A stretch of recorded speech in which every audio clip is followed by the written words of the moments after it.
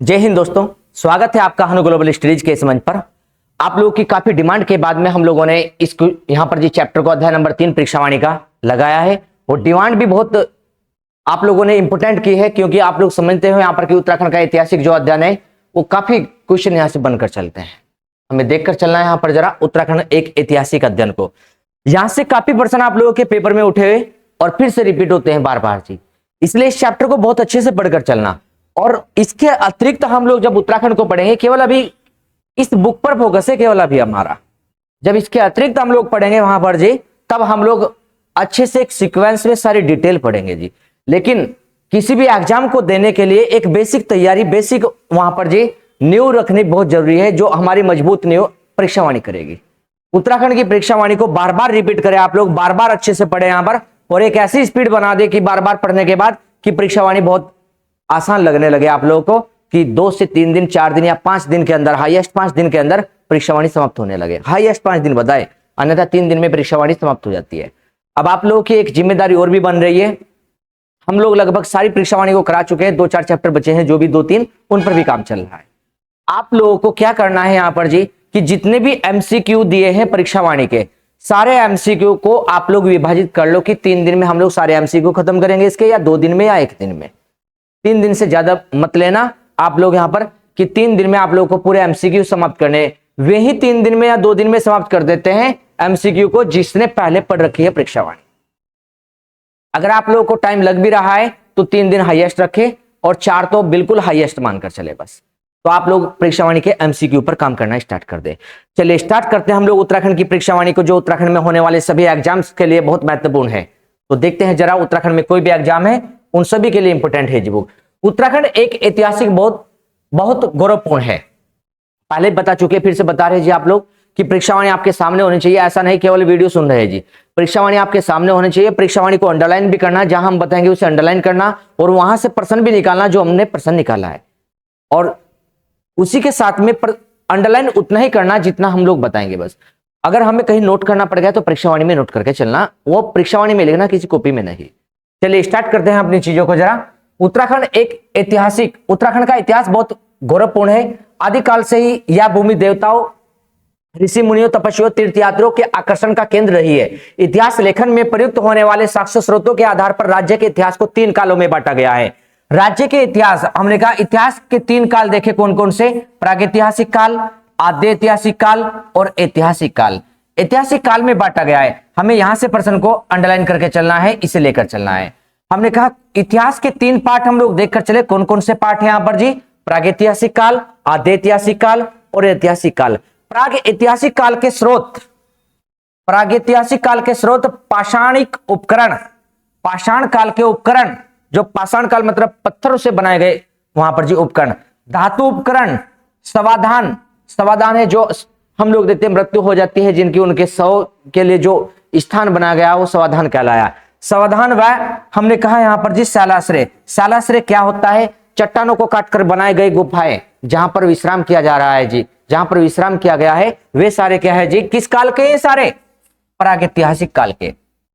प्रागैतिहासिक काल के अगर हम लोग देखकर चले, प्रागैतिहासिक लेखन के स्रोत पाषाणकालीन उपकरण, धातु उपकरण, समाधान और शैलाश्रय आदि मिले हैं प्रागैतिहासिक काल में। आद्य ऐतिहासिक काल में क्या क्या देखने को मिले वहां पर जी, पौराणिक ग्रंथ मिले आद्य ऐतिहासिक काल में। प्रश्न यहीं से बनना स्टार्टिंग हो जाता है कि पौराणिक ग्रंथ किस काल के हैं, तो पौराणिक ग्रंथ हम लोग देखेंगे आद्य ऐतिहासिक काल के स्रोत है पौराणिक ग्रंथ।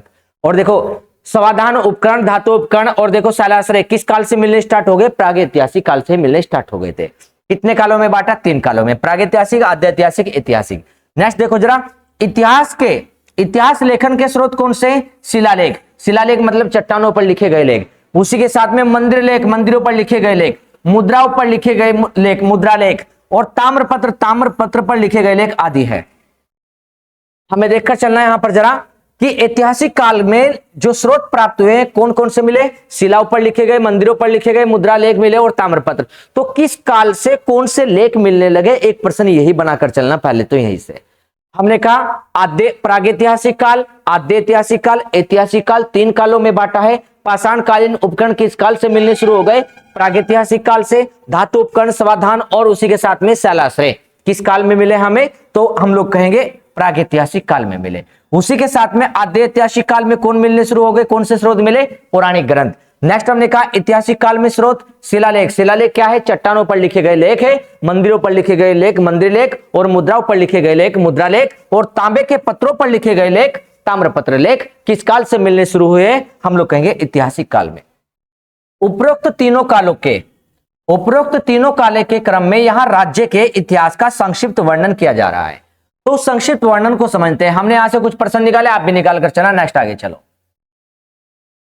प्रागैतिहासिक काल, तो हम लोग पढ़ते हैं यहां पर प्री हिस्टोरिक पीरियड को पढ़ते हैं। मानव के रहन सहन, उसके द्वारा उपयोग में लाई जाने वाली सामग्रियों, उपकरणों और बर्तनों आदि के प्रगति क्रम में प्रागैतिहासिक काल को पूरा पाषाण काल। अब देखो प्रागैतिहासिक काल, यहां से देखो जरा, प्रागैतिहासिक काल को पूरा पाषाण काल, और पूरा पाषाण काल के कितने पार्ट, एक पार्ट तो ये मिला, दूसरा ये रहा, और तीसरा रहा। प्रागैतिहासिक काल के कितने पार्ट पढ़ेंगे हम लोग, 3 काल पढ़ के चलेंगे प्रागैतिहासिक काल के, और 3 कालों को देखेंगे यहां पर जी, निम्न पूरा पाषाण काल, मध्य पूरा पाषाण काल और उच्च पूरा पाषाण काल। 3 कालों को इस प्रकार से हम लोग देखकर चलेंगे। तो हमने जाना प्रागैतिहासिक काल के पूरा पाषाण काल, निम्न पूरा, मध्य पूरा और उच्च पूरा पाषाण काल में बांटा गया किसे जी, प्रागैतिहासिक काल को। तो प्रागैतिहासिक काल का एक काल देखा पूरा पाषाण काल, और पूरा पाषाण काल के कितने पार्ट किए, 3 पार्ट किए। उसी के साथ में एक दूसरे नंबर पर कौन मिला, मध्य पाषाण काल। तीसरे पर कौन मिला, महापाषाण व धातु आदि कालों में बांट करके अध्ययन किया जाता है। तो हमने कहा प्रागैतिहासिक काल के कौन कौन से काल पढ़े, एक नंबर ये रहा, दूसरा नंबर ये रहा, और तीसरा नंबर यहां पर पढ़ेंगे हम लोग महापाषाण काल। और देखो पूरा पाषाण काल के कितने पार्ट किए, निम्न पूरा, मध्य पूरा, उच्च पूरा पाषाण काल। तो हम लोग क्या पढ़ रहे हैं अभी, पहले प्रागैतिहासिक काल पढ़ रहे, और प्रागैतिहासिक काल के कितने पार्ट यहां पर दिखाई दे रहे, 3 पार्ट। अब इन 3 पार्ट से प्रश्न कैसे बनेगा, वो प्रश्न आगे जानेंगे, पहले पार्ट को करके चले। अब 3 पार्ट के, उन पार्टों से कैसे प्रश्न होगा देखे जरा। अध्याय नंबर 3 परीक्षावाणी का केवल शुरुआत है। अब देखे जरा, पाषाण कालीन मानव शिकार। पाषाण काल का जो मानव था, पाषाण कालीन जो मानव था, वो शिकार तथा फलों व कंदों का संग्रहण कर, संग्रहण किसे कहते हैं, हमने कहा फल और कंद, यहां पर हम लोग देख रहे हैं संग्रहण किसे कहते हैं, इकट्ठा करने को, कलेक्ट करने को संग्रहण करते हैं। तो पाषाण काल का जो मानव था वो शिकार करता था और फल और कंद को इकट्ठा करके रखता था, अब और अपनी उदर पूर्ति करता था। उदर किसे बोले, पेट, अपने भरपेट भोजन के लिए वहां पर इकट्ठा रखता था, फल और कंद को इकट्ठा करके वहां पर इकट्ठा करके रखता था, अपने उदर की पूर्ति करता था। उदर किसे कह रहे हैं, अपने पेट के लिए उन्हें रखता था, अपने भोजन की पूर्ति करता था। इन कार्यों के लिए पाषाण निर्मित उपकरण और औजारों का उपयोग करता था। तो हमने कहा कि शिकार करने के लिए, फलों के लिए और कंद को इकट्ठा करने के लिए क्या करता था, पाषाण कालीन उपकरण व औजार का उपयोग करता था वो वहां पर जी। तो हमें क्या देखना है यहां पर, पाषाण कालीन मानव शिकार और फलों और कंदों का संग्रहण कर उदर पूर्ति करता था। इन कार्यों के लिए पाषाण निर्मित उपकरण व औजारों का उपयोग करता था ये। नेक्स्ट देखो जरा, अब यहां से प्रश्न बनाने स्टार्ट करने। अभी तक हमने जो भी बातें पढ़ी है उन्हें ध्यान से देखना, अगर एक बार नहीं तो 2 बार देखना। यदि आप लोगों को दिक्कत आ रही है वहां पर, 2 बार देखने के बाद आपकी समस्या हल हो जाएगी, समस्या हल हो जाएगी, फिर बार बार परीक्षावाणी को पढ़ना। देखो जरा, प्रागैतिहासिक काल में चेक करें यहां पर जरा, क्या हम प्रश्न पढ़ेंगे। प्रागैतिहासिक काल के 3 पार्ट के, 3 पार्ट में पूरा पाषाण, मध्य पाषाण और महापाषाण या धातु आदि काल में बांटा।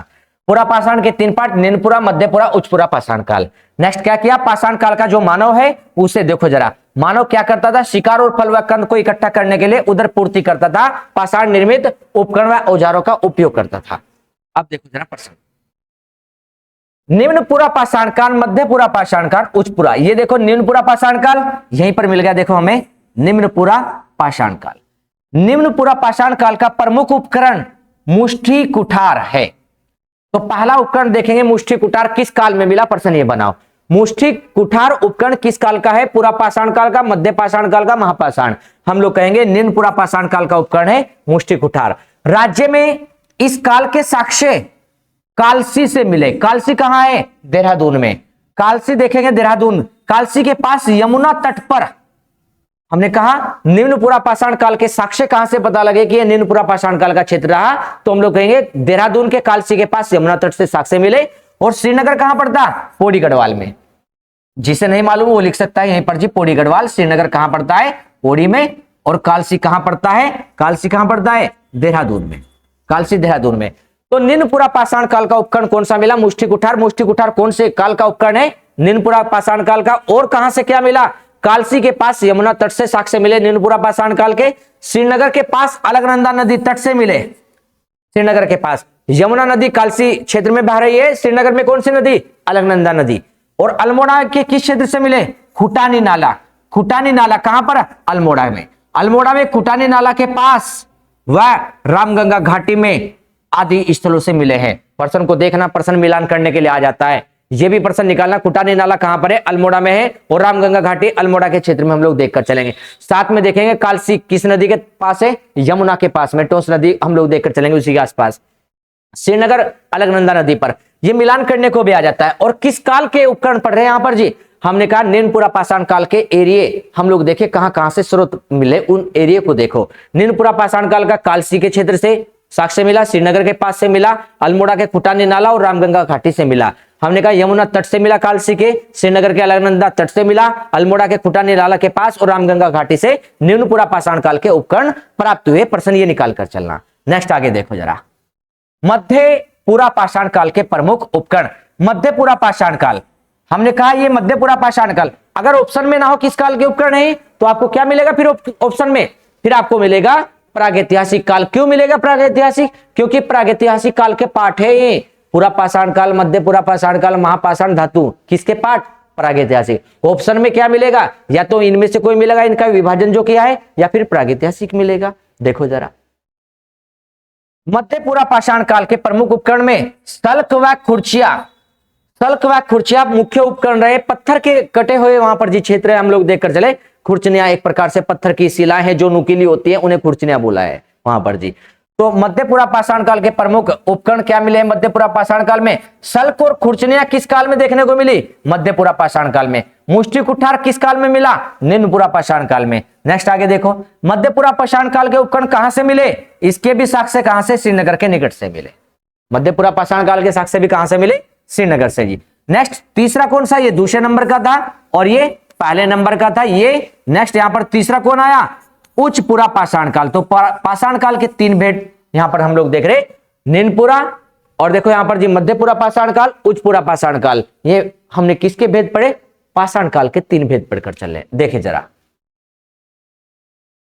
इसी में ध्यान देंगे, उच्चपुरा पाषाण काल के प्रमुख उपकरण चमकदार फलक। तो फलक किस काल के हैं, हमने कहा उच्चपुरा पाषाण काल। सल्क खुर्चनिया किस काल की, मध्यपुरा पाषाण काल। मुष्टि कुठार किस काल के, निम्नपुरा पाषाण काल। चमकदार फलक कैसे किस काल में मिले, उच्चपुरा पाषाण काल में। और देखो तक्षिणिया किस काल में मिली, एक प्रकार के औजार है, सामान है जो पत्थरों से तैयार किए गए हैं, नुकीले, वहां पर उनके डिजाइन अलग अलग है बस वहां पर, इसलिए हम लोग देख रहे हैं यहां पर जी उच्चपुरा पाषाण काल के प्रमुख उपकरण में फलक और तक्षिणिया मिली है।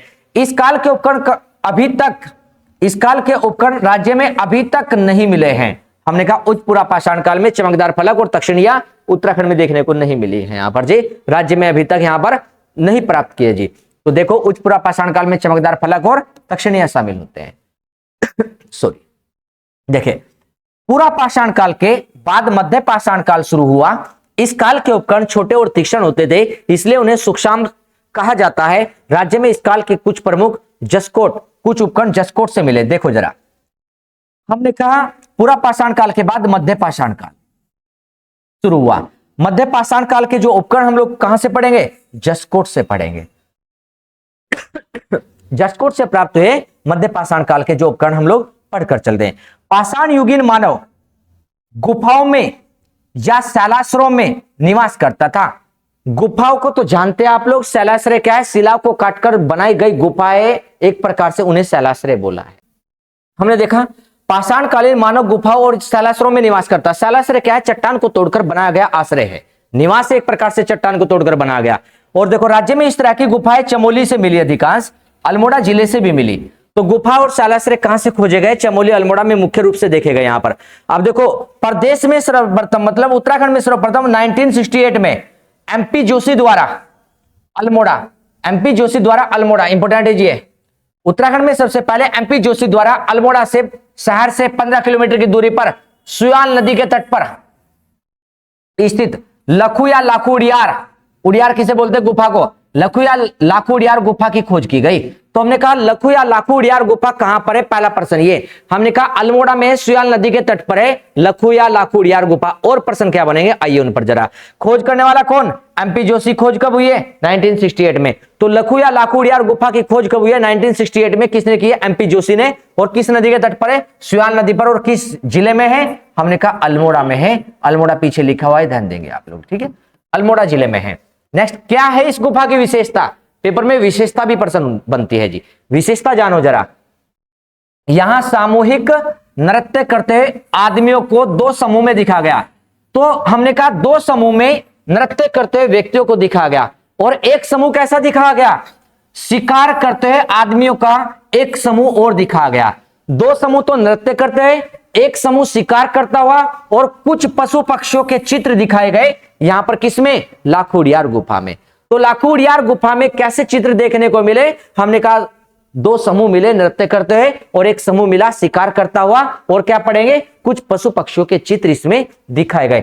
यहां के चित्रों को सफेद रंग से, गेरू रंग से, गुलाबी और काले रंगों से सजाया गया। कहां के चित्रों को, लाखू उडियार के चित्रों को। लाखू उडियार कहां पर है, अल्मोड़ा में। 1968 में एमपी जोशी ने खोजा था। सुयाल नदी के तट पर है, प्रश्न देखना, सुयाल नदी के तट पर है। और देखो क्या दिखाया गया चित्र में, हमने कहा सामूहिक नृत्य करते हुए आदमियों के दो समूह दिखाए, और शिकार करते हुए मानव का एक समूह दिखाया। कुछ पशु पक्षियों के चित्र भी दिखाए गए उसमें। नेक्स्ट, यहां के चित्रों में सफेद, गेरू, गुलाबी और काले रंगों से सजाया गया। लाखू उडियार से कुछ ही दूरी पर यशोधर मटवाल ने 1985 में फड़कानोला शिलाश्रय और 1989 में पेटसाल शिलाश्रय की खोज की थी। आइए जरा, हमने कहा फड़कानोला और पेटसाल किसने खोजे, यशोधर मटवाल ने। कब कब, 1985 में फड़कानोला, 1989 में पेटसाल। और दोनों कहां पर है ये शिलाश्रय, हमने कहा फड़कानोला और देखो पेटसाल दोनों कहां पड़ेंगे, अल्मोड़ा में। अल्मोड़ा में जी दोनों, यहां पर ध्यान रखेंगे हम लोग जरा, अल्मोड़ा, अल्मोड़ा में मिलेंगे यहां पर दोनों।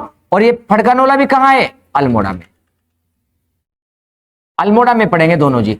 तो पेटसाल और फड़कानोला किसने खोजे, यशोधर मटवाल ने। और कहां पर है शिलाश्रय, हमने कहा अल्मोड़ा में है यहां पर जी। लाखू उडियार से लगभग 500 मीटर की दूरी पर स्थित फड़कानोला के पास, देखो जरा, फड़कानोला, फड़कानोले के पास में चित्रयुक्त 3 शिलालेख मिले, 3 शिलाश्रय मिले। हमने कहा प्रश्न को देखो, लाखू उडियार कहां है, अल्मोड़ा में। खोज किसने की, एमपी जोशी ने। कब खोज की, 1968 में खोज की थी एमपी जोशी ने। अल्मोड़ा में जी लाखू उडियार।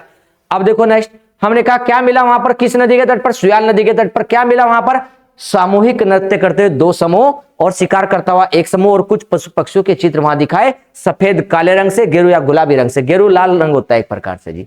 देखो जरा, लाखू उडियार के पास में अल्मोड़ा में पेटसाल और फड़कानोला खोजा यशोधर मटवाल ने। 1985 में फड़कानोला और 1989 में पेटसाल खोजा गया।